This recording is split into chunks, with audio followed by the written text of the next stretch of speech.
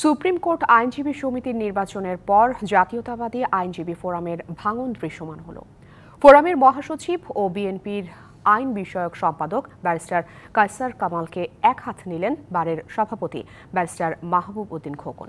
দুপুরে supreme court আইনজীবী সমিতির হলরুমে সংবাদ সম্মেলনে মাহবুব উদ্দিন খোকন দাবি করেন, কায়সার কামাল সরকারের এজেন্ট হয়ে বার নির্বাচনে কাজ করেছেন।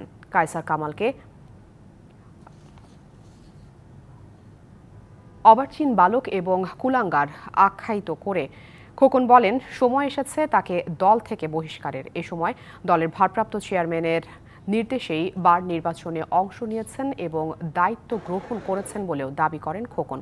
কায়সার কামালের নৈতিক স্খলনের দায়ে বিএনপির স্থায়ী কমিটিকে অনুসন্ধানের আহ্বান জানিয়েছেন তিনি।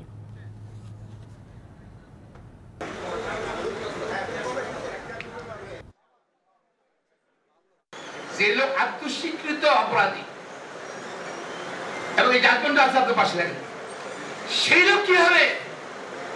আইনজীবীদের নেতা না, নৈতিক স্খলনজনিত কারণে সে আইনজীবী সুপ্রিম আইনজীবীদের সদস্য তার থাকে। আমার সত্যকে সত্য বলতে হবে, মিথ্যাকে মিথ্যা বলতে হবে, মিথ্যা বলতে হবে এবং সত্যবাদী হন এবং সাহসের দাঁড়ান। এইসব যারা খারাপ লোক আছে সুপ্রিম কোর্টে, তাদের সুপ্রিম কোর্টে বিচার করুন।